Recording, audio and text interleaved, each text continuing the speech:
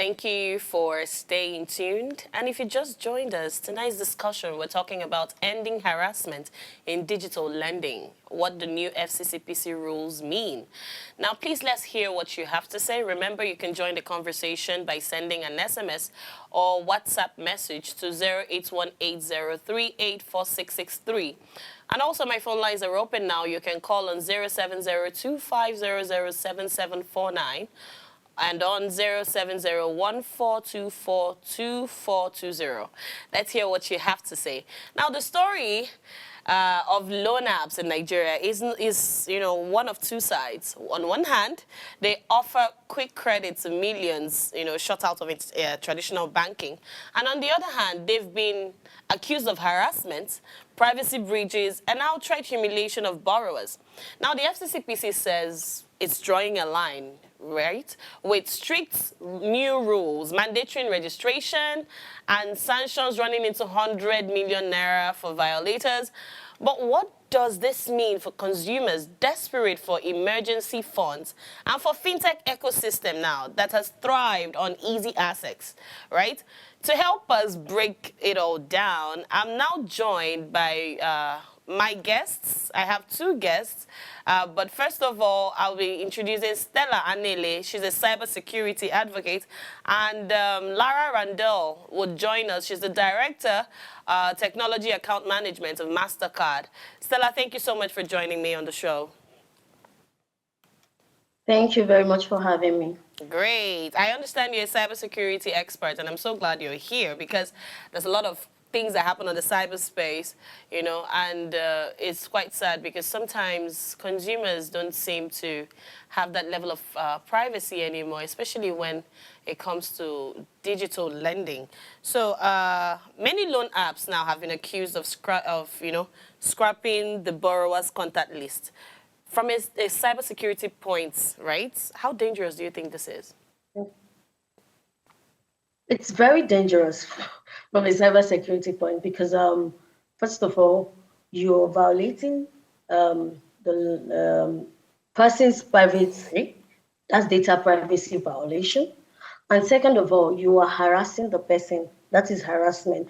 So many Nigerians have lost their jobs and good relationships because of this.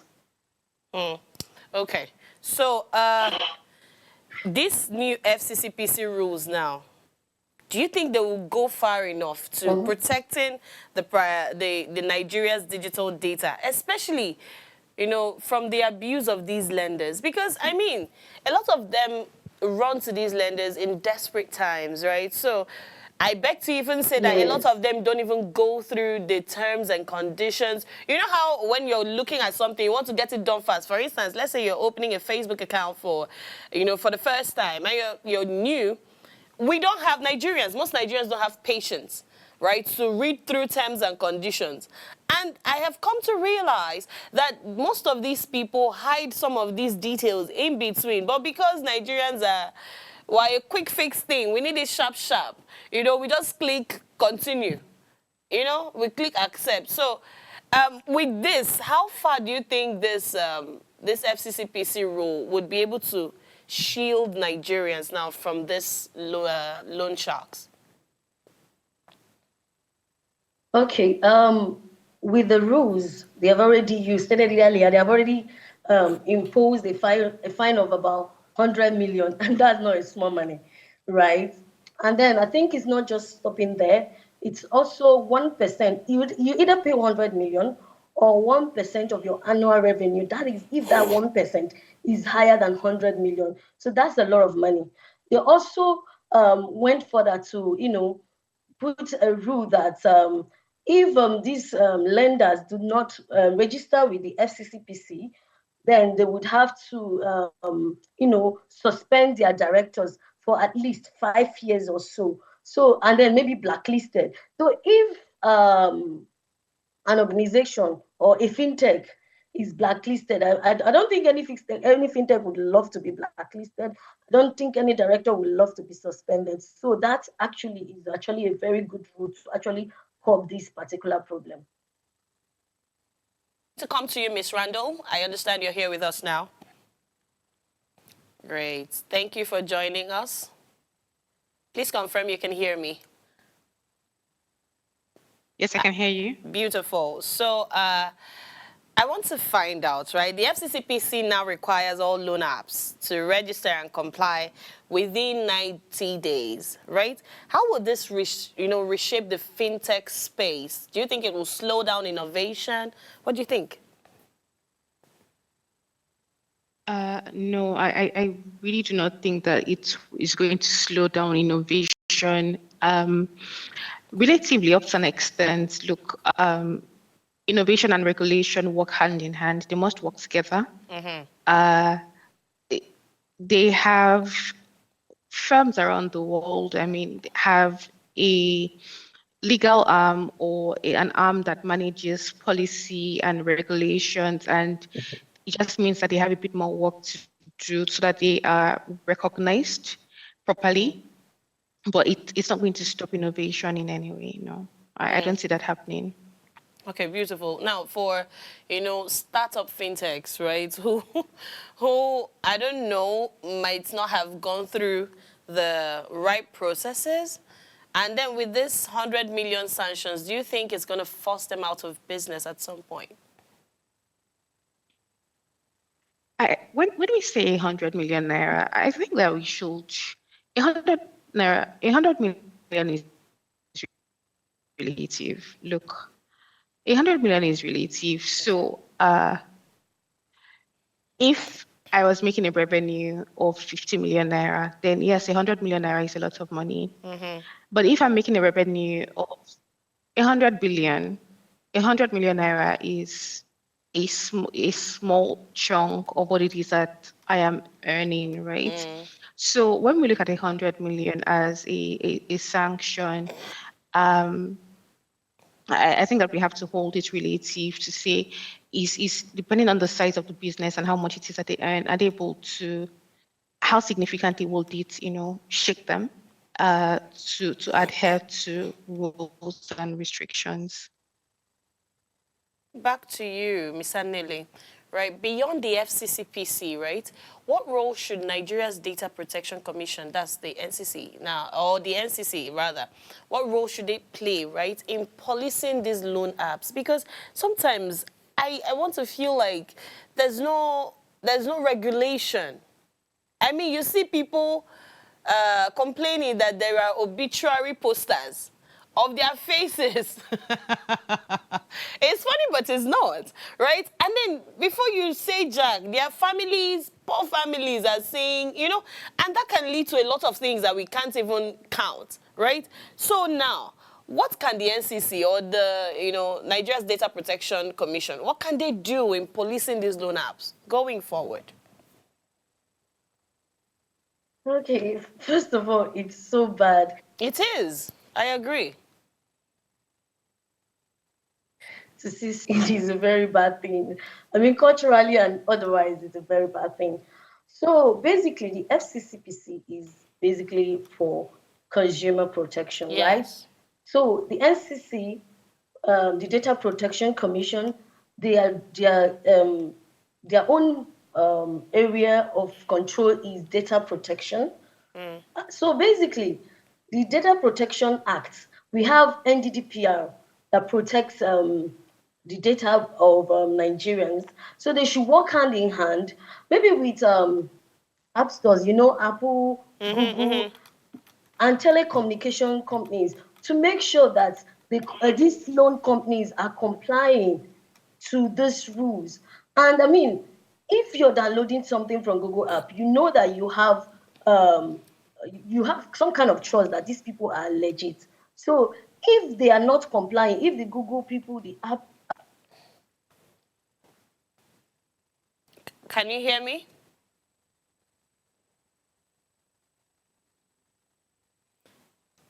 Okay, I think I lost her at some point. Now, coming back to you, Miss Randall.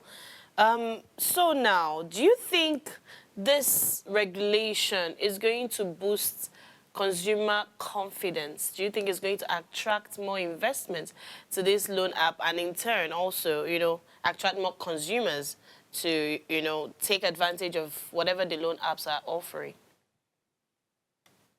said that it's a wait and see game, right? Mm. How well the regulations are enforced is what's really going to determine whether it's going to boost our confidence or not. It's one thing for a regulation to be out there, but it's another thing for it to be enforced and enforced properly, enforced strongly, so that people can adhere to it. So it really is a wait and see game Yeah, at this point, well, to be honest. I'm glad you said that because Nigeria has strong laws on paper, but enforcement is often the challenge, right? So I was also Absolutely. going to ask you, right? What makes you think? Do you have a feeling somehow that this regulation is actually going to be different? Well, for me personally, I think the FCCPC has made a name for itself to some extent, right? But do you think, Yeah, with absolutely. regards Yeah, yeah. to this particular situation, do you believe that implementation is not going to be a problem? Uh, so I think that yes, interestingly, I was on one of the popular social media apps earlier today, and I was going through this.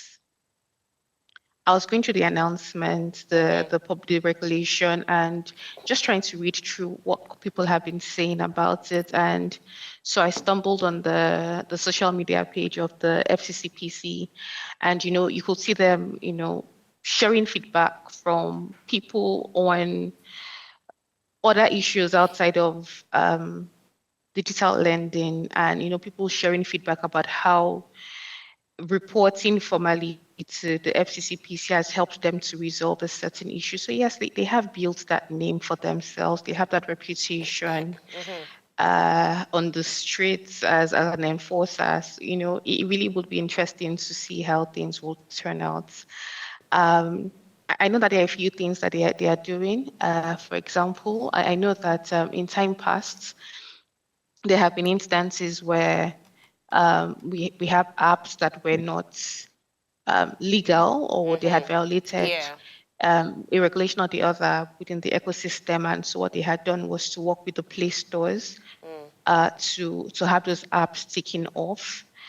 So I think that things like that would definitely be helpful to um, improve the dynamics in the ecosystem, and get things better. Registration requirements, if they're adhering strictly to the companies, you know, providing the right information about their operations, 90 days from now, or was it from yesterday? How well do we see that they are going to enforce or sanction those that have not registered? Are they going to work with the Play stores to take them out? How are they monitoring suspicion loan apps, people that are on watch lists? How are they working with other bodies, data privacy commissions? How well are they working hand in hand would really help to filter down the results that the public would see. All right. I also saw that in the publication, they had put something out, there's an email address to reach out to as well if you don't find that you're getting answers, or you find that there's a violation taking place. Putting that email out in the public has definitely been helpful as well, because it makes sure that the man on the street knows who to reach out to for support. And it really is a step in the right direction. How well it will be enforced is what we will have to wait and see. Okay. Um, well, like I said earlier, at the FCCPC, I've been following them for a few years, and they've been doing a great job, honestly, in customer feedbacks, in customer relations. And when you see the feedbacks, you're encouraged to reach out. And yes, they always have a phone number or an email address they put out. And I'm glad that you both are mentioning Google Play and Apple. So coming back to you, Mr. Nele, are you back with us? Yes. Oh, beautiful. Thank Yeah. you. So you were speaking earlier, and you also mentioned Google Play and Apple. Now, my question is, do you think app stores, right, like these two, should be held accountable for hosting predatory lending apps, like, you know, those fake ones, if I have to call them that? Yes. I think they should be held accountable for hosting rogue players. Um, I mean, this issue of having rogue players is not just unique to us Nigerians. It's been a global issue, and they have done it in countries like India, Kenya. So Nigeria should not be different. So they are playing on our grounds. They should also play by our rules. So yes, I think they should be held accountable. And basically, their standards, their policies, everything they have ever stand for says that they do not use rogue players, they do not host rogue apps. So if we have anything contrary to what they promised, then they should be held accountable. I like where you said they're playing on our grounds and should play by our own rules. Miss Randall, what do you have to say? Should they be held accountable for hosting predatory lending apps? Um, so I struggle slightly with them, being held accountable. I think that what's important is that the app should be properly labeled, so that it clearly sees what it is that it does.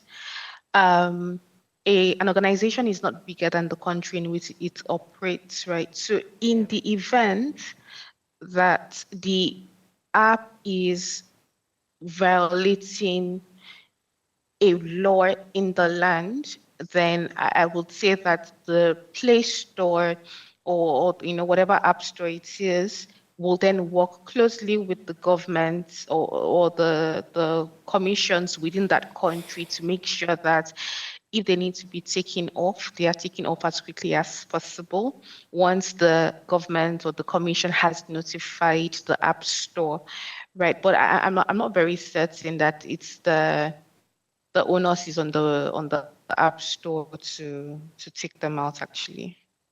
Okay. Once they have been properly labeled and they're not violating any laws in the land, Okay, so still on that now. So loan apps have thrived, because many Nigerians are excluded from traditional banking.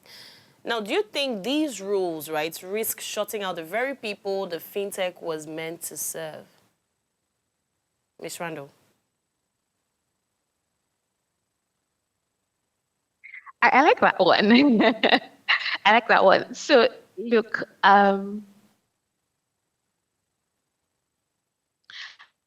I don't think so. I really don't think so. When we want to look at this in we should do a couple of things, please. I mean, we've always had traditional banks, right? We've always had traditional banks, and then the loan apps came into play. Why did the loan apps come into play? The loan apps came into play because there was a market for them. There was a market for them because the traditional banks were not serving people that the digital banks or the digital lenders serve, or it was taking a longer time to serve those people. Whether it was things like documentation, the kind of paperwork, the guarantees that the banks want, the securities that they want for the loans. There were barriers to entry, into getting loans in traditional banks that caused there to be a market for the digital lenders at the underlying until those underlying issues are resolved. The digital banks will continue to have a market for themselves. Today, when you want to get a loan with essentially your phone number, you can get a loan. So it's really things like regulations, what regulations are in play, how effective the regulation is upheld is what is going to help to manage the terrible effects of having the unsavory digital lenders in the market space. I think that something else that may also be helpful as well is to peg the spread that the digital lenders could borrow. You hear sometimes that the interest rates are ridiculous, sometimes, very frankly, the interest rates are ridiculous. So I think that if there were a cap around how much spread between the MPR and the interest rates that they can offer to the public, I think that it would help to improve competition across that industry and just make things better overall in the digital lending ecosystem. All right, thank you so much. Please, both of you, stay with us. We're going to go on a short break, and then when we come back, we'll continue. Don't go anywhere.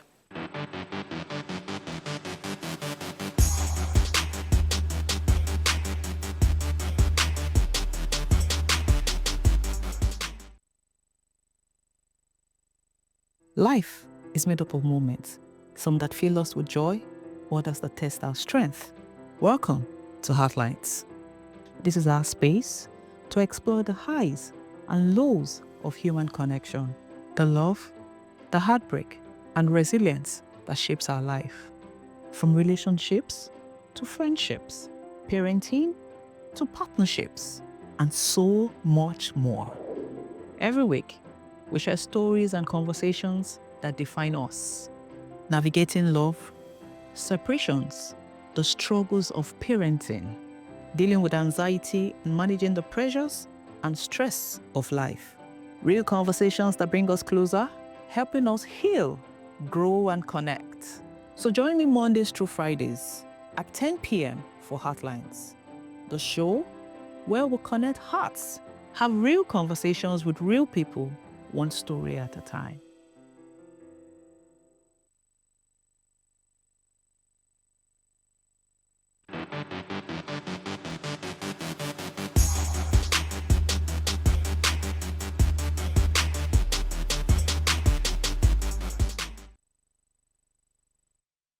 Welcome back. We are still talking about digital lending and what the new FCCPC rule means for consumers.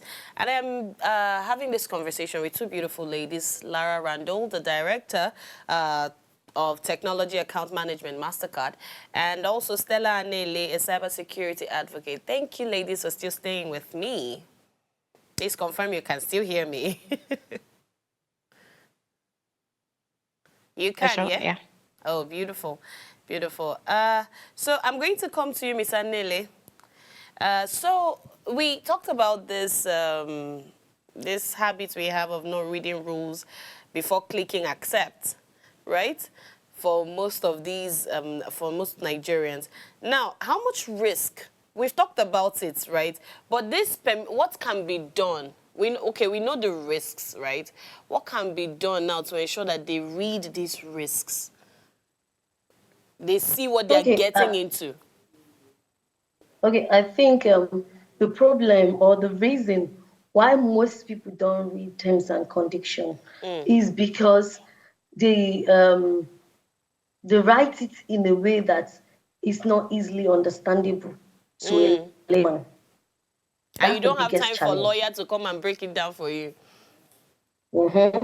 So I also think while reading through the NDPR, there are stipulated laws that states that terms and conditions should be written in clear and plain terms that everyone can understand.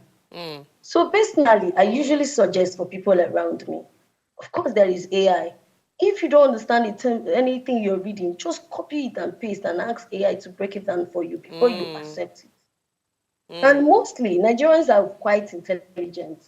So I feel like most Nigerians will be able to actually understand some terms and conditions, but it's just the patience. So the responsibility does not just fall on the government agencies.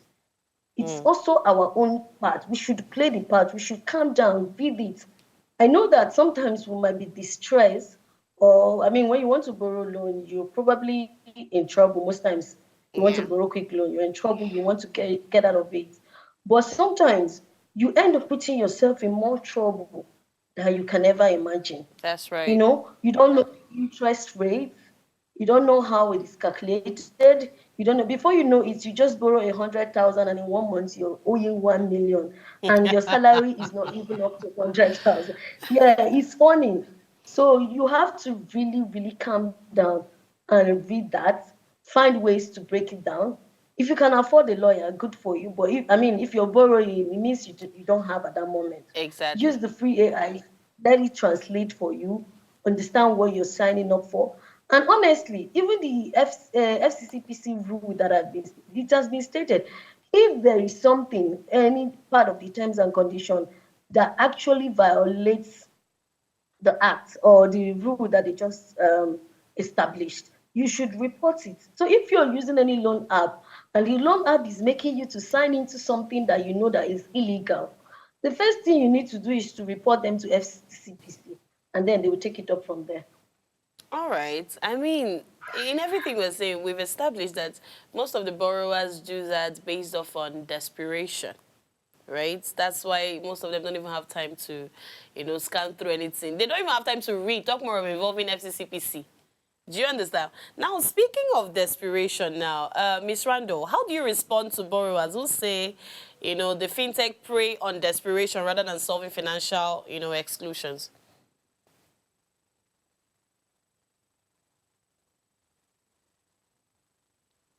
That's an interesting one. There's a market because there's a need. Mm. There's a market because there's a need. There are people who desperately need money, and that's why we have the proliferation of digital lenders that we have today. Um, Terms and conditions are enforceable. It's not just text that you have to sort of like read, scan through, and agree to so that you can get what it is that you want. Um, and I think I just remember there was a lady who went to, if I remember that story very well, there was this lady who went to Disney and she got injured in Disney, right? And I think she wanted to sue. I don't remember the story very well right now, but I think she wanted to sue. And then because she had subscribed to Disney, the app, she couldn't sue them because she had gone to Disney World, right? Because of a term that was in subscribing to the Disney app, it kept her from being able to sue them when I think she got injured at Disney World, right? So terms and conditions are enforceable. There's a market for people. People at the end of the day, even these fintechs, rogue that they are sometimes, they go into the business because they're not a charity organization, they're not an NGO, they're out there to make money, right? The onus is on the individual to make sure that they're going into bed with the best possible partner that they can go into bed with. So they should not. You have to, sort of like take the terms and conditions, read them, try to go through 1, 2, 3 people before you sign blood. Before you sign blood away to at least one party. So yes, some rogue organizations would possibly prey on desperation, but then the onus is on you to be certain of what it is that you're going into, so you're not stuck after you have gone into bed with them. And it's so easy. It's so easy to take a loan today or take a loan yesterday, and by today, interest rates have gone up. Oh my God. Black tax has come into play. Your expenses are not adding up. And so even if you had gone into the loan at the beginning, knowing that by the second month you can clear out that loan, sometimes life just happens such that you're not able to meet your obligations as at when due. So there's just sort of there's desperation, yes, but sometimes, give room for um, a little extra that could happen in life that would not allow you meet your financial obligations. And then if that happens, are you still, good? Are you able to cover yourself, right? It's very important to do so. Don't just, Okay. it's desperation, but try not to go into bed without checking what you are doing very well. I hear you because, in fact, I dare say that most Nigerians, they just take this loan without even looking at the interest rate involved. And Absolutely. just like Stella said, say you now end up seeing that you're borrowing 100,000 and you're paying back ₦1,000,000. Now you even start realizing when you have spent that money and they start sending you Absolutely. notifications that, oh, your debt is due. That's when you now want to go back and check and when did I take up to ₦1,000,000, right? So still speaking on that, because I mean, like you said, life is not predictable most times, yeah? So how can, still on you, Miss Randall, how can fintechs, provide affordable loans without crossing into these exploitative practices, really? Do you think it's even possible? I understand they're not charity organization, but can't we do business without thinking of ways to exploit people? I'll go back to the comment I made earlier about a Okay. spread. That comment I made about the spread. So you look at it this way to say, MPR or the interest rate is this, and if there is a spread of this range on loans for private organizations, they would make money. And I think at the end of the day, sometimes some of these businesses, it's a game of volumes. Are you giving 5 loans or are you giving 500 loans? If you are giving 5 high interest loans versus 500 low interest loans, at the end of the day, do you break even? You're very likely to. And this, at the end of the day, right, we talked about barriers to entry earlier. A lot of the people that want those loans are individuals as well. So yes, I think that it is very possible for the fintechs to be honorable, to be decent, to charge fair interest rates and still make very good returns Okay. at the end of the day. All right. Stella, now we have agreed also. I've agreed that sometimes, yes, a lot of people don't even think, and especially, I mean, we all use smartphones, right? You're watching something on YouTube and it pops up. OPay pops up, Okash pops up, this one pops up. And the more frequent they pop up, the more money you see that they can offer you. And oh, it looks juicy, right? And then at that point, you're not thinking about how to pay back. You're thinking about how to get from them. Now, how can consumers verify which loan app is safe and, compliant before giving out sensitive information? Okay, In this first. whole battle of, I mean, there are a lot of them. A lot of them, right? So how can you sieve them and pick out the ones that are safer? Okay. That's a very tricky question since I've not actually have first-hand experience in borrowing from this loan app.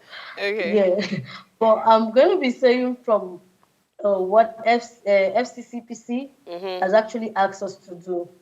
First off, you have to check if they are registered with the right organizations, right? Not just CBN, but check if this FCCPC rule that is protecting you as a consumer is also part of what they are complying with, because that's very, very important for you. You want to make sure that that is like very important. I think the FCCP, the reason why they are asking these fintech industries to register so they can actually have a compiled list of registry, just like CAC. You can always go there, check for people's business if it actually exists.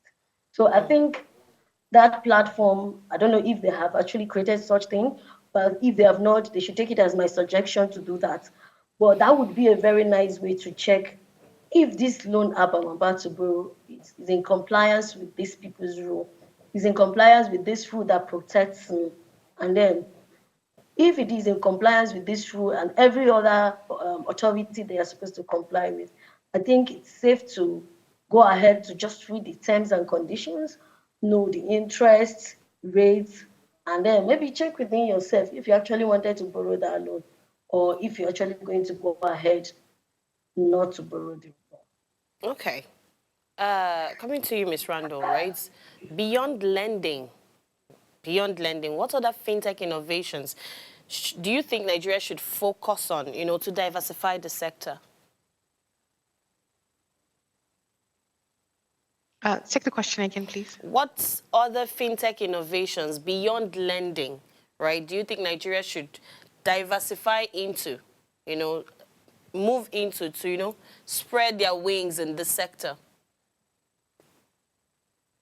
One of the ones that easily come to mind will be agric technology. Okay. You see, you may have seen this before now, where they say invest in a farm and you'll get certain returns back at the end of the day. And a few months down the line, some of those people run away with your money. Yeah, so I think that's one sector to look at very strongly, and then just make sure that um, when people are offering investment options, and then maybe just investment houses altogether. You see people today offering as a form of lending as well. You see them, organizations selling commercial papers, and before, commercial papers used to be something that only banks offered, or the very large organizations offered to the public. But now you see a lot more organizations offering commercial papers to the public for sale. You see a lot of people go out there to say, look, invest in a farm, invest in a corn farm, invest in a goat farm, and you'll get some returns at the end of the day. So I think that just looking at the investment space and protecting people a bit more would be a very welcome development. Again, it's not about killing innovation, but just making certain that the funds of investors had earned money is safe, and that people have dignity. A very bad sport because they have chosen to trust the firm that they have seen and believe in. Okay, so now looking forward, right, how can Nigeria ensure that, protecting consumers will not now stifle fintech innovations? How can we ensure that? Because I know, yes, you want to protect your people, but how can we do it in a way that is so right, so that it will not now stifle this fintech innovations? I think collaboration is quite important. Okay. Even this digital learning that we have started with, as the basis of our conversation this evening, digital lending came into play. And when it came into play, it was very good. It was very helpful. You didn't have to sign 20 forms, bring your grandmother's head as evidence that you were worthy to get a loan, right? For a small amount of money, you could, based on maybe your transaction history, you could get a loan. So there's been very good there's very good potential there. But I think that maybe collaboration will be very helpful across industries. So whether it's with the FCCPC or any other data privacy, communications, across sectors, whatever it is that the sector is, that collaboration between regulator and the industry would be very helpful. Now, because there's so many vast industries, around the world, or even let's just keep the conversation in Nigeria. There's agriculture, there's manufacturing, there's food, there's skincare. There's a very wide base of industries. The regulators would not necessarily even stable coins, Bitcoin, right? The crypto world. There's a very wide base that people can play in today. The regulators will not necessarily know everything that they wish to know about every sector. So that collaboration where people who sit in crypto, who sit in agri-technology, who sit in investments and manufacturing, whatever space, right? If they have regular engagement with regulators, I think that it would help to foster a healthy sense of partnership. You Okay. maybe sometimes fear what you do not know. Yeah. If the regulators understood the industries better, potentially, there would be more space to play. All And right. when they are putting regulations out there, the regulations would not restrict innovation because they understand properly what they are putting out there. So yeah, sometimes it could be like the regulators are coming hard on you, but when you do that obvious work to partner with them, engage with them, teach them, it would help in the information that's going out and how they communicate within themselves, and then what they would in turn make available to the public as a framework to be followed. All right, thank you. Last words, Stella. What would you, if you could, right, advise a Nigerian borrower in one sentence and in 1 minute about protecting their digital footprints? What would that be? What would that advice be? I think I've been giving so many advices, right? Apart from reading the terms and conditions, if you find yourself in a situation where, I mean, they have already harassed you, you just have to be calm, make screenshots, take recordings, just have your evidence, then forward it to the FCCPC.